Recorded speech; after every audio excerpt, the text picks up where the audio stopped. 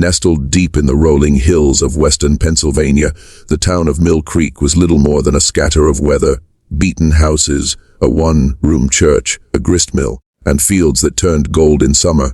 Life there in 1868 moved to the rhythm of horses' hooves and the steady hum of hard work. People were simple, proud, and suspicious of anything, or anyone, that did not fit the ordinary. The Carter family had lived in Mill Creek for 3 generations.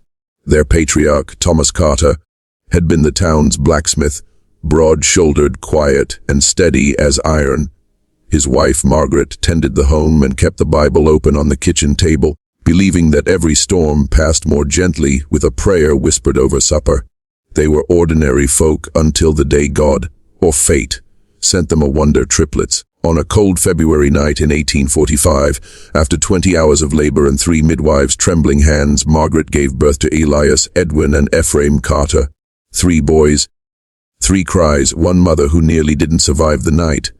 The town saw it as both a miracle and a sign. No one in Mill Creek had ever heard of triplets before, and folks came from nearby farms just to see them. The preacher said they were a gift. The superstitious called them an omen. Either way, they grew up under the eyes of everyone. From the moment they could walk, the triplets were inseparable. They had the same blue eyes that mirrored the sky before a thunderstorm, the same dark curls, the same laugh that echoed like wind chimes through the valley. They shared everything, clothes, chores, even their punishments. When one misbehaved, all 3 took the blame. The people of Mill Creek began calling them the 1 in 3, and that nickname stayed for life. Their bond went beyond brotherhood. It was as though they breathed the same thought. Elias, the eldest by 6 minutes, was the quiet thinker. Edwin, the second, was the daring one who loved climbing trees and racing horses, and Ephraim, the youngest, had a tenderness that made him his mother's favorite. Together, they balanced each other, mind, spirit, and heart. Their childhood was marked by the steady rhythm of small town life, church on Sundays, haying in July, and wood cutting in November. Yet beneath that calm surface was the unspoken pressure to remain the same. Mill Creek had little tolerance for difference. Men were expected to farm or smith, women to raise children and bake bread. No one questioned tradition, they simply followed it. But the Carters, despite their humility, were different by nature. The triplets drew curiosity wherever they went. Strangers mistook one for the other. Neighbors whispered about witchcraft in the womb, and even the preacher's wife crossed herself when she saw the boys finish each other's sentences. They weren't outcasts, but neither were they ever truly understood. Their father, Thomas, taught them the trade of iron, hammer, fire, and sweat. By the time they were 17, the brothers could shoe a horse, mend a plow, or forge a wagon wheel as if born to it. But tragedy came swiftly. In the winter of 1866, a fever swept through Mill Creek. Within 2 weeks, both Thomas and Margaret Carter were gone. The brothers buried their parents behind the old church. In the frozen ground, they dug themselves. That night, as the snow fell silent over the valley, Elias said the words that would bind them forever. "We have no one but each other now. Whatever happens, we stay together." And so they did. For 2 years, they ran the blacksmith shop on their own. Customers came from miles away, drawn not only by the skill of their work but by curiosity. 3 men, 1 voice, 1 mind. The triplets worked side by side, ate from the same table, and slept under the same roof in the farmhouse their parents left behind. Their bond was their pride and their burden. By the spring of 1868, Mill Creek was stirring with talk of change. The railroads were pushing westward, young men were leaving for Pittsburgh's steel mills, and the war that had ended only a few years earlier still lingered in memory. The Carters, though content with their trade, felt the weight of time. Elias had turned 23 and began to wonder about his future. Edwin, ever restless, spoke of adventure beyond the valley. Ephraim, gentle-hearted, prayed that home would never change. Then, one April morning, the town's 1-room schoolhouse opened its doors to a new teacher, Mrs. Clara Bennett. Clara was 22, newly widowed, and unlike any woman Mill Creek had seen. She had come from Harrisburg, her husband a Union soldier who never returned from war. Her eyes carried both sorrow and grace, and her voice, when she spoke to her pupils, softened even the rowdiest child. The town pitied her but respected her, and soon she became a figure of quiet admiration. The Carters met her by accident. One evening, as Elias was repairing a wagon wheel outside the shop, Clara's buggy broke a spoke on the road. Edwin and Ephraim rushed to help her. By the time the sun dipped below the hills, all three brothers were smitten. She thanked them with a smile that seemed to light their entire world. In the weeks that followed, Clara often stopped by the smithy to have tools fixed for the schoolhouse. She spoke kindly to each brother, and each believed, secretly, that her kindness meant something special. Elias admired her courage to start anew. Edwin adored her laughter, Ephraim her gentleness. None spoke of it aloud, fearing to break the bond that held them. The townspeople began to notice. "Those Carter boys are courting the widow Bennett," they whispered. All three of them. It became the talk of Mill Creek, though no one dared say it to the brothers' faces. To the Carters, such talk didn't matter. What mattered was the warmth Clara brought to their lonely farmhouse. The laughter at supper, the way she read poetry aloud by the fire, and the peace that filled their hearts when she was near. Yet even peace carries a shadow. As summer drew on, each brother realized the same truth. They all loved her, and though they shared everything since birth, love, true love, was something none could divide. That realization marked the end of innocence in Mill Creek. The triplets who once seemed one soul began to feel three separate hearts. And for the first time in their lives, the unity that had defined them was about to be tested by something stronger than blood. When spring rolled into Mill Creek in 1868, the valley came alive again. The scent of wild lilac floated through the meadows, and the sound of hammers echoed from the Carter blacksmith shop. But beneath that peaceful rhythm, a storm was forming in the hearts of Elias, Edwin, and Ephraim Carter. The brothers had always shared everything: food, laughter, labor. But now, they shared something that could not be divided: love for the same woman, Clara Bennett. Clara had become part of their world in quiet, natural ways. She visited the smithy to have her buggy mended, stopped by the farm to buy eggs, and brought small gifts for their niece down the road. She was kindness itself, warm, gracious, and grateful for company in a town that often treated widows as curiosities. At first, it was innocent. Elias would fix her wagon wheels and linger over polite talk about the weather. Edwin would walk her home from church, his teasing smile softening her grief. Ephraim, ever gentle, carried firewood to her cottage when snow fell heavy. But soon, the brothers realized that the lines between kindness and affection were blurring. Each felt drawn to her for a different reason, and each believed quietly that she might feel the same. One April evening, under a sky streaked with pink and gold, Elias gathered his courage. He visited Clara after church, carrying a bouquet of wild violets. His voice trembled as he spoke. "Clara, I know your heart's been through sorrow, but I'd ask for the chance to make it whole again. Would you consider being my wife?" She stood silent for a long moment, then took his hand gently. "Elias, you are kind beyond measure. You remind me what steadiness feels like." But she didn't say yes. That night, as Elias returned home, hope and doubt wrestled inside him. He didn't notice that Edwin was already gone from the house. Edwin had gone to see Clara himself, fiery, impulsive, unable to let time decide. When he arrived, she was still awake, reading by lamplight. He blurted out the words his brother had rehearsed so carefully. "Clara, I love you. I don't care about your past or what people think. Let me give you a life better than sorrow." Her eyes widened, and tears welled. "Oh, Edwin," she whispered, but her voice cracked. "I care for you truly. But this isn't simple." By the next morning, Ephraim knew something was wrong. Elias sat silent at breakfast. Edwin stared out the window, and Clara's name hovered like thunderclouds in the room. Ephraim decided he had to speak too, not for love, but for truth. He walked to Clara's cottage with heavy steps.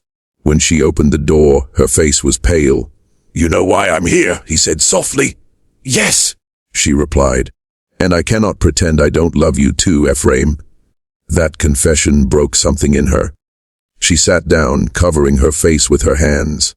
"How can love be good if it brings pain to three good men?" she whispered. When the brothers confronted one another, tempers flared like the forge they worked at. Elias accused Edwin of betrayal. Edwin called Elias selfish. Ephraim tried to calm them, but even his gentle voice could not mend what was unraveling. After hours of shouting, silence fell. The youngest, Ephraim, finally said, "We promised on Mother's grave we'd never part. Not for gold, not for pride, not even for love. Are we going to break that vow?" That question struck deep. They sat together late into the night, the lamplight flickering between them. None could bear to imagine life apart, yet none could imagine life without Clara either. At dawn, they made a choice that would change their lives forever. They would leave Mill Creek, the gossip, the judgment, the narrowness, and start anew where no one knew their names. There they would live by their own code, not the church's, and Clara, after days of tears and prayer, agreed to go with them. "I will not choose between you," she said through trembling lips, "for you are one soul in three hearts, and I love each for what he gives me. Elias for his steadiness, Edwin for his courage, and Ephraim for his kindness. If I must belong to all or none, then let it be all." When the news spread, Mill Creek buzzed like a disturbed hive. The preacher called it sin. The town women called it madness. Men spat on the ground when the Carters walked past. The Triplets' reputation, once of strength and unity, turned to scandal overnight. The brothers didn't fight back. They simply packed their tools, sold their forge, and hitched their wagon. Clara rode beside them, veiled and quiet. Behind them, the only home they'd ever known disappeared into the gray mist of morning. They traveled west until they reached a lonely valley near Allegheny County, where their late uncle had owned a patch of land surrounded by forest. It was there, amid the whispering pines and the song of the creek, that the Carters built a new life. A house of their own, a home for all four. The wedding, if it could be called one, was held in the woods at dusk. No priest, no witnesses, only the brothers, Clara, and a small wooden cross. Elias spoke first. "We bind ourselves in love, not law." Edwin followed, "In faith, not fear." And Ephraim added, "In unity, not shame." Clara wept as she placed her hands in theirs, whispering a vow of her own. What the world cannot understand, heaven may yet forgive. That night they began their new life, not as three men sharing one woman, but as a family bound by compassion and choice. They built a home together, a cabin of timber and stone, where no eyes judged them. Clara cooked and taught them to read from her books. They tended the land, planted corn, raised chickens, and worked the forge to earn what little they needed. Whispers might have followed them in the wind, but peace grew in their hearts. In that secluded valley, seasons came and went. There were moments of jealousy and doubt, a lingering touch, a word spoken too softly, a shadow in the heart. But there was also forgiveness. When the first winter came, and Clara fell ill with fever, the brothers took turns sitting by her bedside. Elias prayed, Edwin hunted, Ephraim nursed her through the night. When she finally recovered, she told them, "You have shown me that love's truest form is not desire. It is devotion." Their union defied the world's rules, but within their walls, love became sacred, quiet, resilient, and steadfast. By the time spring returned, Clara carried their first child beneath her heart, a child born of unity, not confusion. And though the world would never understand, they believed that somewhere beyond human judgment, God did. By the time the first snow melted from the ridges above Allegheny Valley, the Carter homestead had taken on the look of permanence. What had begun as a cabin of rough, hewn logs now stood framed in stone, with smoke curling steady from its chimney and neat rows of corn pushing through the earth. The Triplet brothers, Elias, Edwin, and Ephraim, worked as if time itself might test the worth of their strange new household. And beside them moved Clara, the woman who had chosen love that defied the world. That spring of 1869, Clara felt a quiet change within her, an exhaustion she could not name, a tenderness that made her eyes fill without cause. When she told the brothers she was expecting a child, the room fell silent. None of them spoke for several heartbeats. Then Elias reached across the table, rough hands trembling, and said simply, "Whichever of us heaven chose, the child will be ours, all of ours." The weeks that followed were a mixture of wonder and fear. They had no midwife nearby, no doctor within 30 miles, and the nearest town still whispered their names with scorn. Yet the brothers prepared as best they could. Edwin built a cradle from oak. Ephraim quilted a blanket from scraps of Clara's dresses. Elias carved a small wooden cross to hang above the cradle, a symbol of faith in their fragile experiment of love. In late autumn, as the maples turned crimson, Clara went into labor. The brothers had seen death and hardship, but never had they felt such helplessness. They took turns boiling water, stoking the fire, and praying aloud. After long hours that seemed to stretch into eternity, a cry rose through the cabin, thin, fierce, and full of life. "A boy," Clara whispered, tears shining on her cheeks. "Our Samuel." The three men knelt beside her, awe softening every line of their faces. To the world, he might have been a child born of confusion, but in that small room he was the very proof of devotion. They christened him Samuel Elias Edwin Ephraim Carter, unwilling to let any part of their unity go unspoken. From that day forward, the homestead felt different. The laughter of the brothers no longer echoed hollowly. It was joined by the gurgle of a child. When Samuel took his first steps, all three fathers were there. When he spoke his first word, "Ma," they laughed until their sides hurt. No one in Allegheny Valley visited them, yet they did not feel lonely. The forest and fields became their congregation, the mountains their sanctuary. Years passed, and Clara bore 5 more children: Ruth, Caleb, Anna Jonas, and little Mary. Each birth was met with the same mixture of fear and reverence. The children shared striking features: pale blue eyes, curling dark hair, and smiles that mirrored each of the brothers in turn. Outsiders whispered that the Carter children were au natural, but those who ever glimpsed them at market saw only politeness and health. Still, the matter of bloodlines weighed heavy on the adults. In the evenings, after the children had gone to sleep, Elias would sit by the hearth and say quietly, "One day they'll want to know who fathered them." And Clara would answer, "They'll know they were loved, and that will be enough." The brothers agreed never to claim or deny any child as his own. It was not a pact of deceit, but of equality. Each would bear equal share of joy and burden. When Samuel was old enough to notice that his uncles all kissed his mother goodnight the same way, Clara knelt before him and said, "In this house, love is shared so that no one is left out. That's why our family is strong." The boy seemed satisfied with that answer, though the world beyond their fence might never be. By 1875, the railroad had reached the edge of Allegheny County. Strangers began to appear: surveyors, merchants, travelers seeking shelter. One evening, a peddler stopped at the Carter farm to ask for water. He noticed the uncanny resemblance between the 3 men working the forge and asked with a laugh, "Are you fellas ghosts or mirrors?" Edwin grinned politely, but when the man's gaze drifted to Clara rocking a baby on the porch, the question in his eyes turned sharp. He left quickly, yet word soon spread down the line: a woman living with 3 brothers raising children who looked just like them. A few weeks later, a preacher from the nearest town rode up. He spoke gently at first, urging them to repent of confusion. Elias listened respectfully, then answered, "Our sin, Reverend, is that we loved when others feared to. We harm no soul here." The preacher left without blessing the house. But the brothers held their heads high. They had chosen exile once. They would not choose shame now. The children grew strong in both body and spirit. Clara taught them to read from her collection of worn books: Psalms, Aesop, Emerson. Elias taught them patience at the anvil, Edwin courage in the hunt, Ephraim kindness in the garden. Every evening they gathered around the long wooden table for supper, joining hands before eating.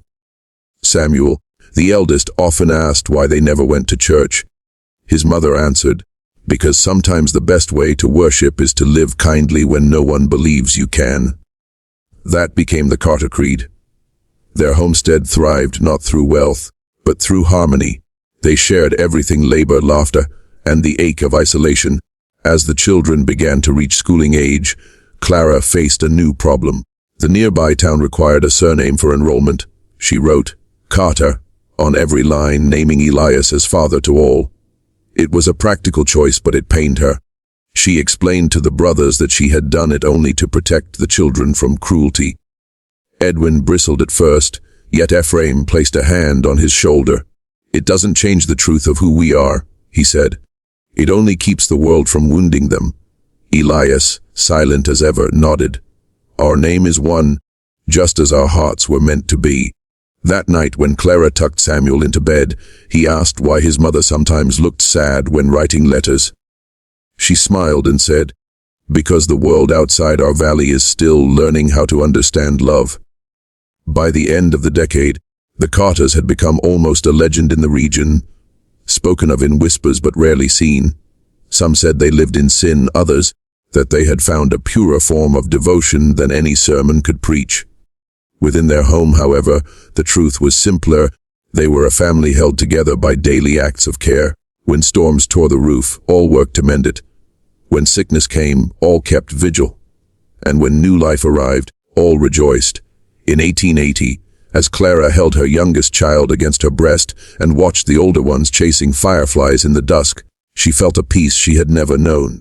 The world might never bless their union, but it had blessed their effort. What they built was not perfect, but it was honest.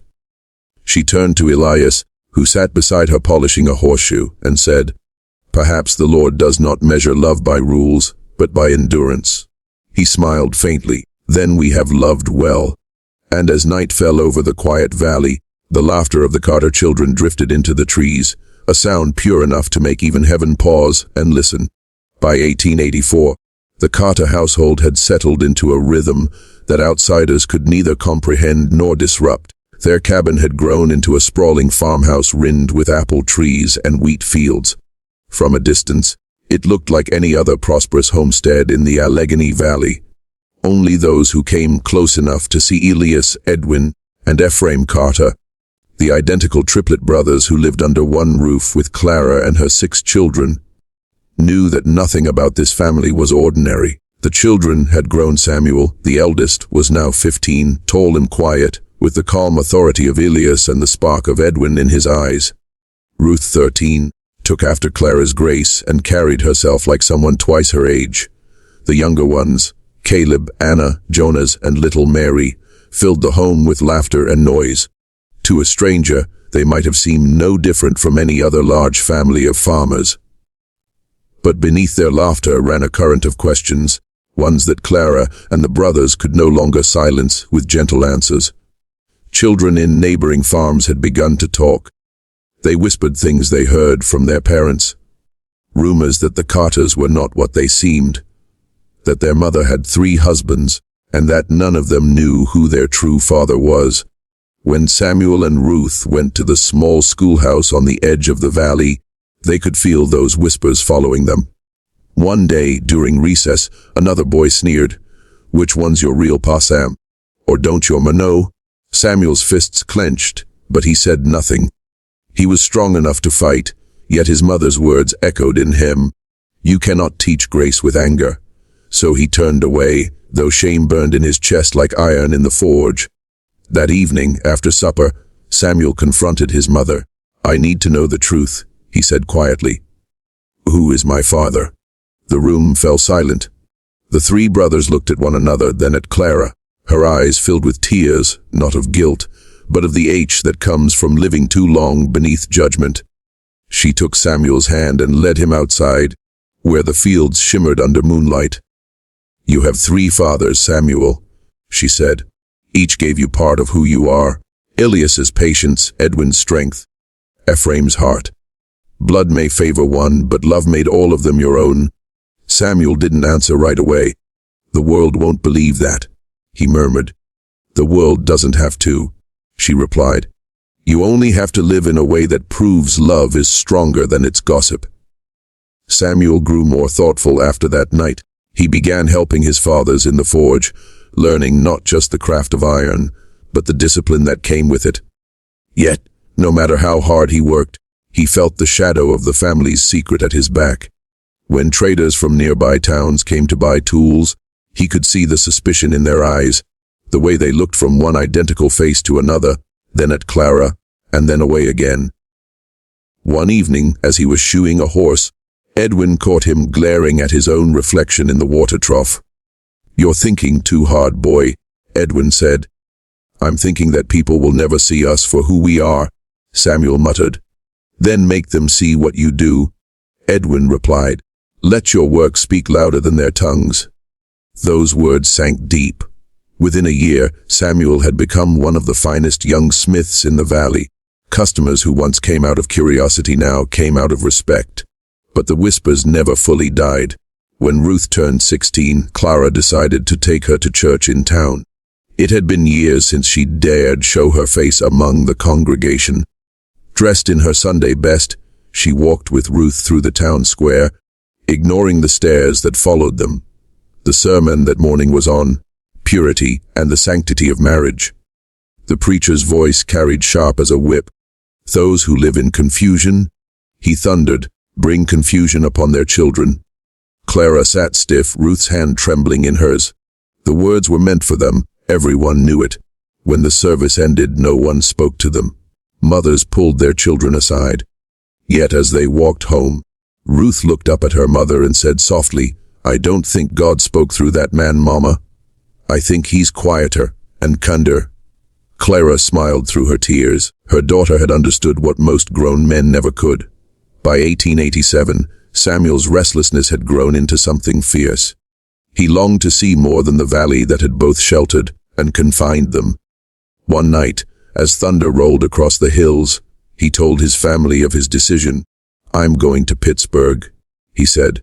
"They're hiring men at the mills. Maybe there I can be just a man, not a story people whisper about." Elias rose first and placed a hand on his son's shoulder. "Then go with pride," he said. "You'll carry all of us with you." Clara tried to smile, though her heart felt like it was tearing in two. She packed Samuel's things herself and slipped a folded note into his bag that read, "Don't hide your truth, but don't let it chain you either." When he left at dawn, the younger children stood on the porch, waving until the wagon disappeared beyond the trees. Pittsburgh was nothing like Allegheny Valley. Smoke filled the air, and the clang of metal never ceased. Samuel worked in the furnaces where heat scorched skin and melted fear. At night, he wrote letters home, long, thoughtful letters about the men he met, immigrants, freed slaves, orphans. Each had their own kind of brokenness, their own burden of shame or poverty. "Mother," he wrote once, "I've learned that every man carries something he's ashamed of. But I've also learned that those who carry it with honesty walk straighter than those who pretend they are clean." His words comforted the family more than he knew. He was proving that their love, born of defiance, could yield something noble.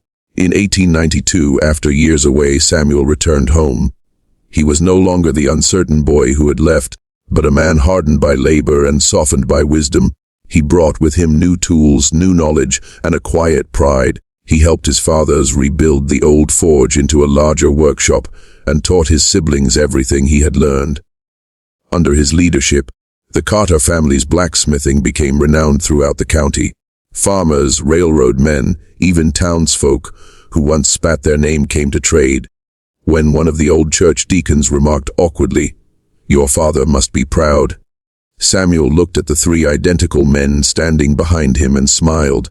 "They all are," he said simply. In time, Samuel came to see that blood was not the foundation of family, it was choice. His lineage might have been tangled, but his legacy was clear. The Carter name, once spoken with shame, began to carry weight again, this time not because of scandal, but because of the honesty and labor that defined it. He would later tell his own children, "You don't have to be born right to live right. You just have to love without fear and work without deceit." And that became the truest inheritance of the Carters, not their blood, but their integrity. The years rolled forward like the slow bend of a river, carrying both memory and meaning with them. By 1895, the Carter family's once hidden farm in the Allegheny Valley had become a place of quiet reputation. What had begun as scandal, Triplet brothers and one woman building a home outside the boundaries of law, was, over time, reshaped into something gentler, a story of perseverance, forgiveness, and work that outlasted judgment. The three Carter brothers, Elias, Edwin, and Ephraim, had aged into men of silver hair and weathered faces, their hands scarred by years at the forge. Yet their unity, once a source of gossip, had turned into quiet legend. The valley folk who once shunned them now came seeking horseshoes, tools, and even advice. Life, with all its moral postures, had softened toward them. At the heart of that change stood Samuel Carter, their eldest son. He had returned from Pittsburgh, a man forged in both steel and humility. His time among the iron furnaces had taught him not only craft but character. He'd seen hardship, men broken by poverty, widows surviving by strength alone, children working in mills instead of dreaming in fields. Samuel came home determined that the Carter name should stand for something more than whispers. It should stand for dignity. With his savings from the mills, Samuel proposed an idea that startled even his fathers. "We can make this place more than a farm," he said. "We can make it a workshop for others, men who've lost everything but their will to work." Elias listened silently, Edwin smiled in pride, and Ephraim said simply, "Then we shall build it." So they did. They expanded the forge, added sheds and living quarters, and opened their doors to travelers, orphans, and widowers, any man in need of labor and bread. Word spread through the valley the Carters were hiring, no questions asked. At first, townsfolk doubted their motives. A charity from those people. Some scoffed. But when winter came and men who might have starved found shelter and honest work, the laughter stopped. The forge's smoke became a beacon, a sign of redemption in a community that had once condemned them. For the first time, Clara felt peace. She would stand at the porch each evening, watching the men come home from the forge, their faces lit by the amber glow of twilight. The clang of iron that once symbolized exile now rang like a hymn of triumph. She still wore her wedding ring, a plain band given by Elias, but she often touched the matching rings that Edwin and Ephraim had carved for her years before. Each represented a promise kept, love without shame, faith without walls, and a home without fear. Her children were grown now. Ruth had married a teacher from the nearby township. Caleb had taken over much of the farm work. Anna was a midwife known for her tender care. Jonas and Mary still lived at home, helping in the kitchen and tending the animals. Yet all of them carried something deeper than duty, a pride that came from surviving scorn without letting it make them bitter. That spring, a letter arrived from the church in Mill Creek, the same one that had once declared the Carters a disgrace. The preacher who had condemned them had long since passed, and his successor, Reverend Matthew Harlan, wrote humbly, "I have heard the story of your works and the lives you've changed. I believe God measures a family not by its beginnings but by the fruits it bears. I would ask your forgiveness for the sins of the past, and if you would allow, I would like to visit your home." When the preacher arrived, he found not a den of sin but a household of warmth and order. He dined with the family, saw the forge, and spoke privately with Clara. She told him, "We broke no commandment of love, Reverend, only the customs of fear." Moved by her grace, he asked permission to hold a small service on their land, to bless the family that had once been cast out. And so, under a wide summer sky, the townsfolk gathered at the Carter farm for the first time in nearly 30 years. They prayed, they sang, and they saw what time and courage could make of scandal, a living testament of mercy. Peace never comes without cost, and time never stops its slow harvest. In 1901, Clara fell ill with pneumonia. The brothers took turns sitting by her bedside, as they had decades earlier when fever once threatened her life. Now, gray-haired and weary, they knew that this time she might not recover. Clara's final days were spent in the same home she had helped build from love and defiance. Each brother held her hand in turn. To Elias, she said, "You gave me strength when I was afraid." To Edwin, "You gave me laughter when the world was cruel." And to Ephraim, "You gave me peace when I thought it could not exist." Her final words were soft, almost a whisper. Love is not about who belongs to whom, but how we choose to belong to one another. When she passed, the valley bells tolled in her honor.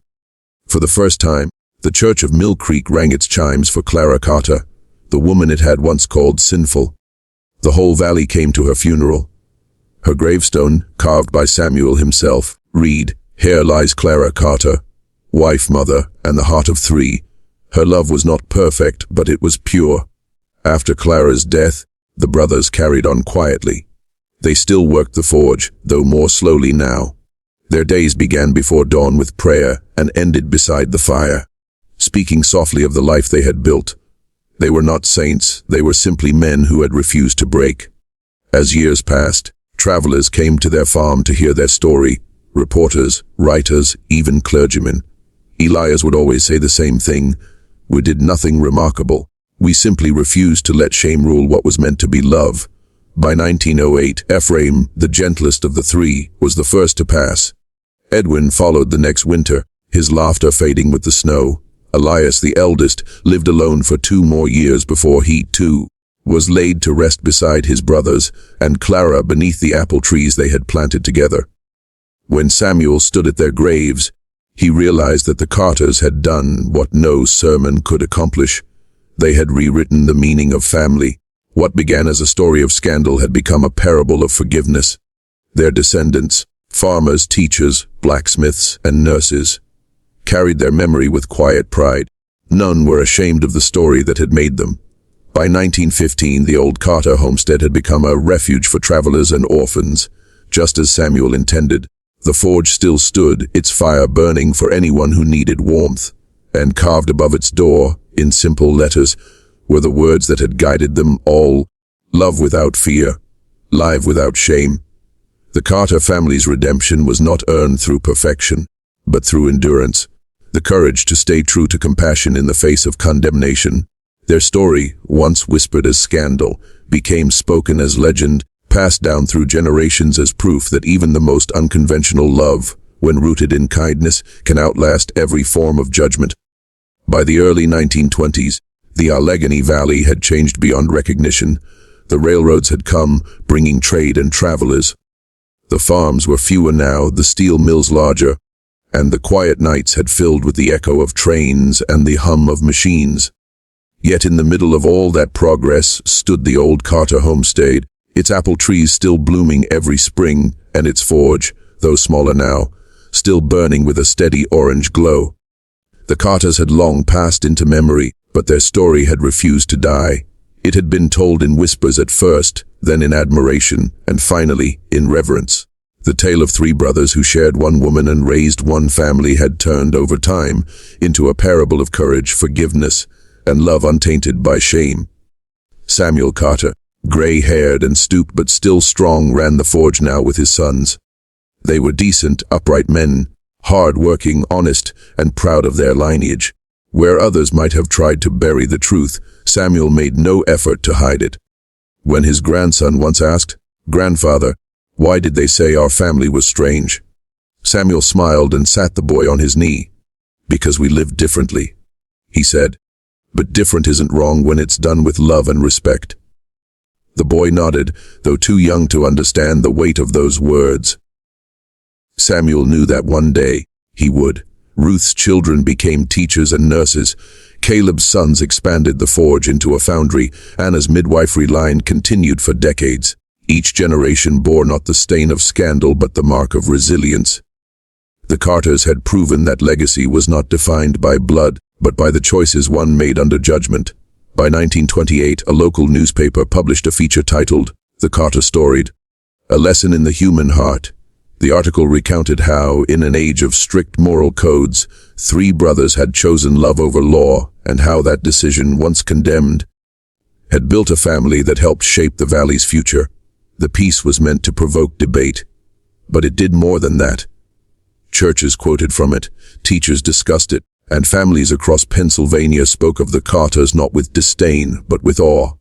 The once accused family had become a symbol of forgiveness and unity. Old-timers would tell visitors, "If you ever doubt that love can conquer gossip, go see the Carter Forge. The fire still burns where others thought it would die."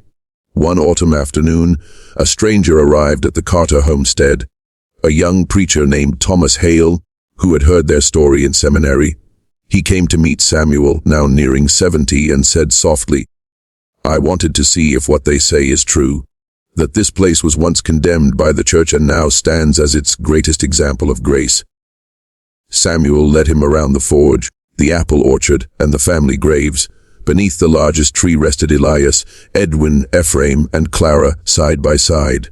The preacher read the inscription aloud: "Love without fear, live without shame." He was silent for a long while before turning to Samuel. "Do you believe your family was right?" Samuel smiled gently. We were never right or wrong in the way people mean it. We were human. We chose love when others chose rules. And if love was a sin, then let history judge us kindly. The young man removed his hat, nodded, and said, Then history already has. As decades passed, the Carter story became folklore, told at county fairs, in church halls, and in the stories of old blacksmiths teaching their apprentices. Some exaggerated it, some softened it, but the heart of it remained unchanged, the idea that compassion was stronger than conformity. By 1935, a small plaque was placed at the edge of the old property by the Historical Society.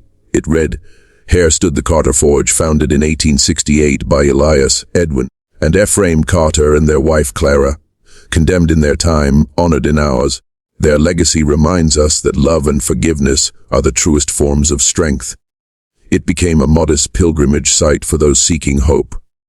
Young couples estranged from their families, widows struggling with loss, and anyone who'd ever been told they didn't belong. They came to the Carter homestead and left with the quiet conviction that no life lived with kindness was ever wasted. Though Clara Carter had been gone for more than 30 years, her words seemed to linger in the air like the scent of her apple blossoms. Her diary, discovered by Ruth's daughter in an old chest, contained passages that would later be published in a small book called Letters from the Valley. In it, she wrote, We are taught to love with boundaries, but real love doesn't ask for permission. It simply is. Let no one tell you your heart is wrong when it is honest. Let no one make you small for loving deeply. The world will always measure you by its fear. Only you can measure yourself by your truth. The book spread quietly among church circles and local libraries. What had once been the journal of a condemned woman became a source of spiritual reflection. Clergymen quoted her lines in sermons. Teachers read them to students when speaking of courage. Clara's voice, silenced by judgment in her lifetime, became the voice of compassion in others. By the time Samuel passed in 1940, the Carter legacy was no longer one of scandal, but of moral evolution. His grandchildren stood over his grave, knowing they carried more than his name. They carried his lesson. In an age that still struggled with prejudice and division, they remembered what their ancestors had lived for. The moral that outlived the Carters was simple, but unshakable: love cannot be shamed when it is pure. Work cannot be belittled when it is honest. Family cannot be broken when it is chosen. Generations later, when the forge finally cooled and the homestead gave way to progress, the Carter name remained written in county records, in hearts, and in sermons. It was said that every time the apple trees bloomed, the valley smelled faintly of iron and lilac, a reminder of the union that had once defied the world and redeemed it through love. The Carters never built monuments, never sought fame. They left no riches, only a truth that endured: that moral worth isn't inherited. It's earned by compassion, sacrifice, and courage. And so, long after their farmhouse crumbled and their forge rusted, people still told their story. Not because it was scandalous, but because it was human. Because in their defiance, the Carters had held up a mirror to a judgmental world and asked it to see itself clearly. Their lesson outlived them all. To love truly is to live freely, and to forgive completely is to live forever. And that, more than any sermon or scripture, became the final legacy of the Carter family.